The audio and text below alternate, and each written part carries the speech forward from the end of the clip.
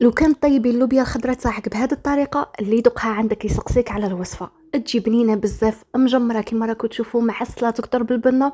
والصح كاع راه في الخلطه الاخيره اللي نديروها للوبيا، تعطيها بنه على بنه وبلا كثره الماء.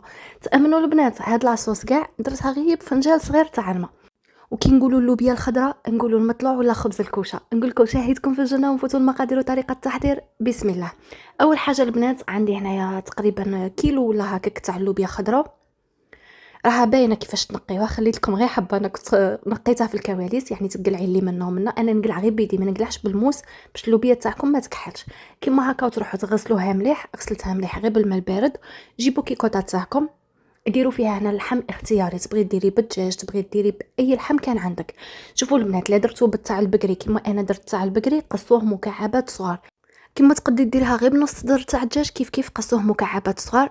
انا درنا 3 مغارف نتاع الزيت ومغرف نتاع السمن، لما كاش عندكم السمن ديروا 4 مغارف تاع الزيت. وجيبوا هذاك اللحم تاعكم اللي غسلته مليح، وكما تقدروا ديروها حتى بلا لحم، يعني غير بمكعب جامبو صاي. لما كاش عندك اللحم ما كاش عندك الدجاج تقدري تستغناي عليه، المهم تبعي نفس الطريقه وصاي. درنا الزيت والسمن كما شفتوا، درنا اللحم. نجيبوا البصل، انا كانت عندي هذه البصله البيضاء هذه طيب غايه يعني في ساعه دوب. وحبه طوماطيش تكون كبيره، ما كانتش عندكم الطوماطيش كبيره ديروا 2 حبات طوماطيش هكا باش تطلق لكم لاصوص تاعها. شوفوا هنايا قصيتها كيما هكا، هذاك البصل 2 حبات بصل قصيتهم هكا شرائح رقيقه، مكعبات ولا شرائح رقيقه، المهم ما تربيوهمش، قصوهم غير كيما هكا وزدتهم فوق اللحم. ونزيدوا اللوبيا تاعنا اللي كنا غسلناها، يعني كل شيء مع بعض وندوهم يتقلاو. من بعد كي يدخلهم التقليه عاد نزيدوا الطوماطيش هكا باش الماء تاع الطوماطيش ما ينشفش، طيب غير في الماء تاعها. نديه فوق الغاز يتقلاو على نار قليله حتى المتوسطه.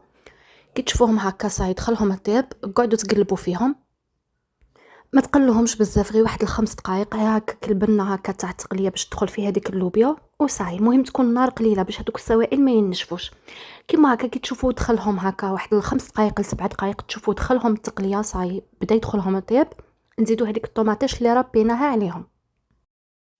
كيما قلت لكم درت حبه طوماطيش كبيره، لما كانتش عندكم طوماطيش كبيره ديروا 2 حبات طوماطيش متوسطين.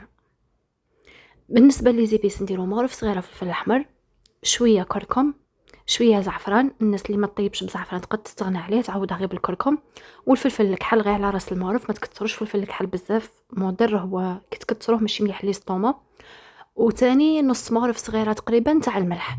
انا دوك نزيد مكعب تاع جامبو عليها، ما كثرتش الملح. اللي ما يطيبوش بجامبو في الضربه الاولى ديري مغرف صغيره تاع الملح، تكونش معمره كاع بومبي، مغرف صغيره هكا معمره عادي. ونخلطوا هذوك لي زيبيس مع الطوماطيش نخلطوهم كاع غايه كيما راكم تشوفوا قليناهم مليح. زدنا عود تاع قرفه يكون غير صغير ماشي كبير باش هكا الكو تاع القرفه ما يجيش قاطع. ونبلعوا عليها على نار قليله وخليناها تصفر 45 دقيقه، تكون في هذاك الكانون المتوسط والنار كيما قلت لكم قليله. هنا بالنسبه للخلطه اللي تعطيها بنه على بنه درنا فيها سنينه تاع الثوم، ديروا فيها هكا شويه تاع المعدنوس، ربطه صغيره تاع المعدنوس قصوها بالخدمي ولا بالمقص كيما بغيتو. المهم الصح كاع راه في هذه الخلطه تزيدها بنه على بنه. شوفوا هاد اللوبيا الخضراء طيب غير في ماها، يعني ما تزيديش ولا قطره تاع الماء وتجي بنينه. بصح كاين العائلات اللي يبغوا يغمسوا يبغوا لاصوص هكا، ما يبغوش هذيك لاصوص كاع ما كانش، ما يبغوهاش ناشفه. تسمى يليق تزيدي هاد الخلطه وتزيدي فيها شويه ما باش ما تجيكش ناشفه.